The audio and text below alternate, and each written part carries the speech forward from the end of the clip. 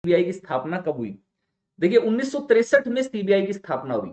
अब सीबीआई की स्थापना भी ना तो संविधान के द्वारा की गई, ना ही किसी कानून के द्वारा की गई। गृह मंत्रालय के एक संकल्प से हुई, यानी कि ये भी एक्स्ट्रा कॉन्स्टिट्यूशनल बॉडी है, जिसको हम बोल सकते हैं ना तो संवैधानिक ना ही संवैधिक। ठीक है, इसीलिए बाद में इसको जो है कार्मिक मंत्रालय जो है उसमें स्थानांतरित कर दिया गया और वहां पर इसको संबद्ध कार्यालय के रूप में इसका एक दर्जा दे दिया गया। जो विशेष स्पेशल पुलिस एस्टेब्लिशमेंट था, जो पहले निगरानी के मामले देखता था, उसको सीबीआई में विलय कर दिया गया। और सीबीआई जो है केंद्र सरकार की सबसे प्रमुख अनुसंधान एजेंसी है। बेसिकली सेंट्रल गवर्नमेंट का एक तरीके से जांच करने वाली, इन्वेस्टिगेशन करने वाली जो सबसे पावरफुल जो एजेंसी है वो है सीबीआई। इंडिया में लोग किसी और चीज से डरे ना डरे, सीबीआई से बहुत ज्यादा डरते हैं, क्योंकि सीबीआई की अगर रेड पड़ गई, अगर छापा पड़ गया या उसकी जांच आपके पीछे लगा दी गई, तो वो आपके बारे में, आपके इतिहास के ऐसे ऐसे सीक्रेट, ऐसे ऐसे राज खोल करके सबके सामने रख देती है जो हो सकता है कि आपको भी ना पते होते हो। ठीक है, और एक एक चीज निकाल डालेगी। आपने कई सारी मूवीज में भी देखा होगा, सीबीआई की रेड मारते हैं कि जिस तरीके से सीबीआई ने रेड मारी और रेड मार करके किस तरीके से उन्होंने वहां पर सारी चीजों के बारे में जानकारी प्राप्त कर दी। या सीबीआई किसी मामले में जांच पड़ताल करती है, किसी कई सारे मामले सीबीआई हाथ में लेती है, आर्थिक अपराधों पर भी कार्य करती है और उसके साथ साथ अगर कोई विशेष जांच इसको सौंपी गई, जैसे कई बार आपने न्यूज़पेपर में सुना होगा ना कि भाई किसी का मर्डर हो गया या कहीं पर बहुत ज्यादा कोई बहुत बड़ा दंगे फसाद टाइप की प्रॉब्लम आ गई, राइट्स हो गए किसी एरिया में, फिर उसके बाद लोग वहां पर डिमांड करने लगते हैं कि नहीं, हमें तो पुलिस पे भरोसा नहीं है, हमें तो सीबीआई की जांच करवानी है। वो ये दिखाता है कि सीबीआई की कार्यप्रणाली बड़ी ही मजबूत है, लोगों को उसके ऊपर बिलीव है कि सीबीआई अगर कोई काम करेगी तो वो एक एक करके सारी चीज खोल डालेगी, सारे पन्ने, सारे इतिहास सब निकाल डालेगी। तो इसलिए सीबीआई की गरिमा जो है ना, वो आप देखोगे भारत में बहुत ज्यादा है। लेकिन सीबीआई को लेकर के सेंट्रल गवर्नमेंट के ऊपर कई सारे आरोप भी लगते हैं। आरोप ये लगते हैं कि कई सीबीआई का मिसयूज करने का इसके ऊपर सबसे बड़ा आरोप जो है वो लगता है कि भाई सीबीआई का दुरुपयोग करती है केंद्र सरकार। राज्यों को, या जो राज्यों की जो सरकारें हैं या जो नेता हैं, उन लोगों को दबाने के लिए कई बार होता क्या है कि भारत के अंदर पूर्ण बहुमत नहीं मिलता है केंद्र सरकार को, सेंट्रल लेवल पर किसी पार्टी को पूर्ण बहुमत नहीं मिलता है, तो ऐसे में वो गठबंधन की सरकारें बनाती है। ठीक है, अब गठबंधन की सरकारों में होता क्या है कि गठबंधन की सरकारों में क्या होता है कि कई बार कुछ घटक दल है ना, वो ज्यादा उछलने लगते हैं, ज्यादा डिमांड करने लगते हैं अपने कद से ज्यादा, सरकार के ऊपर प्रेशर बनाने लगते हैं, या कई सारे दल हैं वो उससे अपना संबंध विच्छेद करने की धमकी देने लगते हैं कि हम आपसे अलग हो जाएंगे, सरकार गिर जाएगी। ऐसे मामलों में, या कोई दल सरकार की बहुत ज्यादा आलोचना कर रहा है, ऐसे मामलों में कई बार ये पाया गया है कि सेंट्रल गवर्नमेंट जो पहले से ही, जो पहले की सरकारें रही हैं, आज तक की सरकारों की बात कर रहे हैं, उन सभी में ये टेंडेंसी पाई गई है कि वो सीबीआई का डर दिखाते हैं उनको कि लगाए सीबीआई पीछे, चुपचाप बैठते हो कि नहीं, क्योंकि ये हमाम है, एक ऐसा हमाम है जिस हमाम में सब नंगे हैं। तो जो लोग आवाज बुलंद कर रहे हैं भ्रष्टाचार के लिए या महंगाई को लेकर के, अल्टीमेटली वो लोग भी कहीं ना कहीं इन्वॉल्व रह चुके हैं इन मामलों के अंदर, और उनके थ्रू भी, उनके द्वारा भी कोई ना कोई इस तरीके का काम किया जा चुका है। अब सरकार को, ऊपरी स्तर पर सरकार को सबका सब पता होता है। ठीक है, तो सीबीआई का डर दिखा करके उनको चुप कराया जाता है।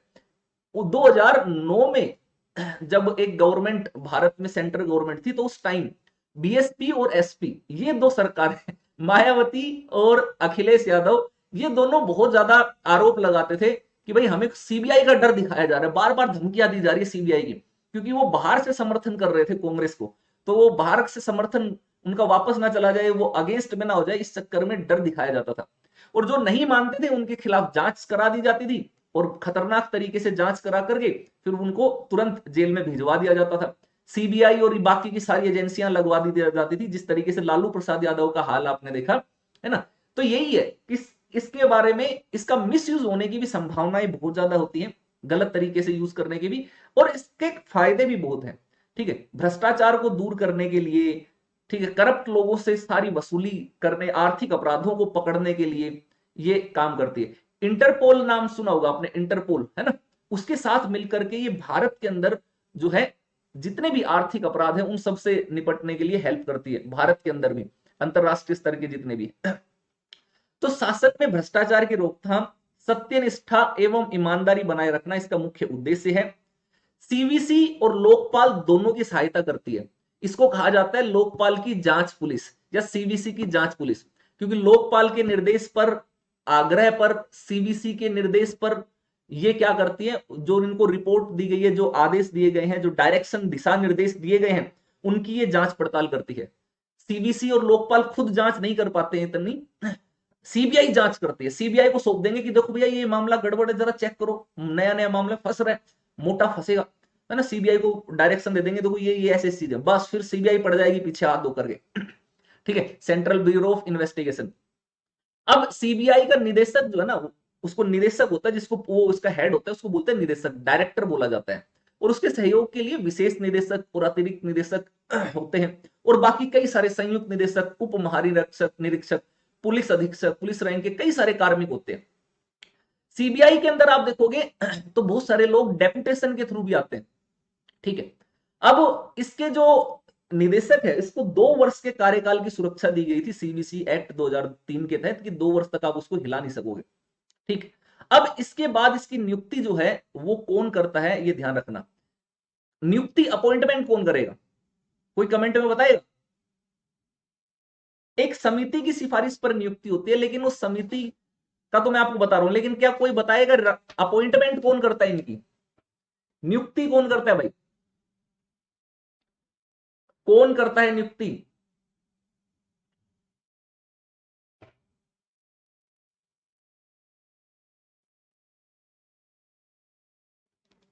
हाँ, यहां पर वो थे ना, सेंट्रल गवर्नमेंट करती है, क्योंकि सेंट्रल गवर्नमेंट क्या वो है, ये केंद्र सरकार का जो है वो है अभिन्न हिस्सा, केंद्र सरकार का एक तरीके से उसकी कठपुतली है, सेंट्रल गवर्नमेंट की एजेंसी है। तो प्रधानमंत्री की अध्यक्षता में 3 सदस्य समिति, जिसमें क्या होता है, प्रधानमंत्री होते हैं, लोकसभा में विपक्ष के नेता होते हैं, भारत के मुख्य न्यायाधीश सीजीआई हो सकते हैं, या अगर वो नहीं है, उनको टाइम नहीं है, तो उनके द्वारा नामित सर्वोच्च न्यायालय का कोई भी न्यायाधीश जो है वो हो सकता है। इनकी रिकमेंडेशंस पर केंद्र सरकार सीबीआई के निदेशक की नियुक्ति करते हैं। तो इनकी नियुक्ति में 3 लोगों का आपने देख लिया, प्रधानमंत्री, विपक्ष का नेता और सुप्रीम कोर्ट के जज। अब इसके कार्य क्या है, मुख्य मुख्य कार्य आप देख ही लेंगे, आप फिल्म में देखते हैं। सीबीआई के कार्य मेरे को लगता है आपको बताने के लिए जरूरत है ही नहीं, आप सब लोग इतने माहिर हैं, आप सब लोग टीवी, फिल्में, न्यूज़पेपर इतना पढ़ते हैं कि सीबीआई के बारे में एक एक खबर जानते हैं आपको, है ना। तो हम बस एक बेसिक सी चीजें देख लेते, मोटा मोटी जान लेते हैं। केंद्र सरकार के जो भ्रष्टाचार हैं, कर्मचारी जो भ्रष्टाचार में लिप्त हैं, घूसखोरी में लिप्त हैं, दुराचार में है, उन सबको इन्वेस्टिगेट करना। पकड़े जाते हैं ना बहुत सारे कर्मचारी, रिश्वत लेते हुए पकड़े जाते हैं। कई बार आपने न्यूज सुना होगा कि फलाना फलाना एसडीएम 10 लाख की रिश्वत लेते हुए पकड़ा गया, सीबीआई की टीम ने पकड़ा आईएएस ऑफिसर को, इस तरीके से आपको देखने को मिलता है। राजकोषीय और आर्थिक कानूनों के उल्लंघन का मामला, ये बहुत ज्यादा ऐसा मामला है जिसके ऊपर सीबीआई आजकल बड़ी सख्त है। यानी कि जैसे कि किसी, कोई बिजनेस करता है, कोई बहुत ज्यादा बिजनेस करता है, बहुत अच्छा मोटा पैसा आता है, 100 करोड़ रुपए मान लीजिए एक साल में उसको बिजनेस कर रहा है, और उस 100 करोड़ में उसको 60 करोड़ के आसपास प्रॉफिट हो जा रहा है, 50 करोड़ के आसपास प्रॉफिट हो जा रहा है। अब ऐसे में वो अपने एक्स्ट्रा फालतू के खर्चे दिखा करके, ठीक है, या दाएं बाएं मनी लॉन्ड्रिंग वो करके, हवाला के थ्रू पैसे को इधर उधर करके वो ये दिखाए कि भैया मेरा प्रॉफिट जो है 50 करोड़ की बजाय केवल 2 करोड़, 5 करोड़, 6 करोड़ या 10 करोड़ ही है, बाकी पैसा वो बचा जाता है। क्योंकि अगर वो पूरा प्रॉफिट दिखाएगा तो उसके ऊपर गवर्नमेंट को टैक्स देना पड़ेगा, सरचार्ज भी देना पड़ेगा, है ना। तो बहुत मोटी अमाउंट गवर्नमेंट को टैक्स में चली जाएगी, 15-16 करोड़ रुपए उस टैक्स में चले जाएगी। अब ऐसे में वो उनको बचाने के लिए इधर उधर के रास्ते अपनाते हैं। तो वो मनी है ना, उसको वो ब्लैक मनी के रूप में कन्वर्ट हो जाती है, व्हाइट मनी को फिर वो ब्लैक मनी में कन्वर्ट करते हैं, और फिर वो दूसरे देश में भेजते हैं, फिर मनी लॉन्ड्रिंग का चक्कर शुरू होता है। तो एक बहुत बड़ा साइकिल शुरू हो जाता है, जिससे कि इन पैसे का मिसयूज होने की संभावना हो जाती है। क्योंकि ये जो काला धन है, इसी काले धन का ही प्रयोग किया जाता है आतंकवादी घटनाओं में, संगठित अपराधों में, ड्रग्स की तस्करी में, बाकी सब जो आपराधिक मामले हैं उनमें आप देखेंगे। तो ऐसे मामलों की जांच पड़ताल जो है बड़ी ही बारीकी से और बड़ी ही सख्ती से करती है सीबीआई। तो ये तो मैंने केवल एक एग्जाम्पल दिया था कि टैक्स का बचा गया। आयात निर्यात से संबंधित जो मामला है उसका अगर किसी ने अतिक्रमण किया, ठीक है, कि इंपोर्ट एक्सपोर्ट पर कुछ ड्यूटी लगती है ना, कुछ चार्ज लगता है, उसको बचाने के लिए लोग स्मगलिंग करते हैं या कुछ और भी कई तरीके निकालते हैं। सीमा शुल्क, केंद्रीय उत्पाद शुल्क, विदेशी मुद्रा मुद्रा विनियमन आदि से उल्लंघन, जितने भी उल्लंघन के मामले इन सब पर सीबीआई जो है जांच करता है।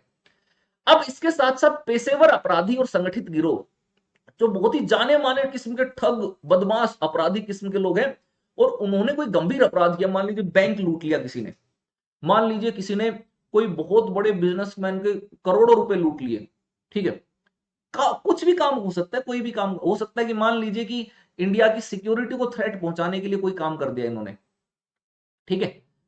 आप फैमिली मैन देखना, आपने एक मूवी, एक वेब सीरीज अगर आपको जानना है ना, इंडिया की जो जितनी भी इन्वेस्टिगेशन एजेंसीज है किस तरीके से वर्क करती हैं, चाहे फिर वो सीबीआई हो, एनआईए हो, ठीक है, आईबी हो, इंटेलिजेंस ब्यूरो हो, ये सारे के सारे कैसे बेटर तरीके से कोऑर्डिनेट करते हुए काम करते हैं, तो उसके लिए आप फैमिली मैन की वेब सीरीज है मनोज वाजपेयी की, बहुत बेहतरीन है, गजब है। 2 पार्ट है, फैमिली मैन 1, फैमिली मैन 2, उन दोनों को जाकर के देखना, ठीक है, वो आपको चेक करना जरूरी है। तो राष्ट्रीय या अंतरराष्ट्रीय स्तर पर की अगर हम बात करते हैं ना, तो किसी भी गंभीर तरीके के अपराधों का ये इन्वेस्टिगेशन, जांच पड़ताल करती है, जिसके कारण राष्ट्रीय स्तर पर या अंतरराष्ट्रीय स्तर पर कोई प्रभाव हो। जितनी भी भ्रष्टाचार निरोधक एजेंसियां हैं भारत के अंदर, और जो अलग अलग राज्यों की जो पुलिस है, इन दोनों के बीच में कोऑर्डिनेशन का काम भी, समन्वय का काम भी करती है। अगर राज्य सरकार अनुरोध करती है सीबीआई से कि यार हमारे पास भी कोई ऐसा मैटर है जिसमें हमें आपकी विशेषज्ञता चाहिए, आपकी स्पेशलिटी चाहिए, आप जांच करो, तो वो ऐसे मामले में भी उनको भी वो जांच करती है, ठीक है, इस चीज को ध्यान रखना।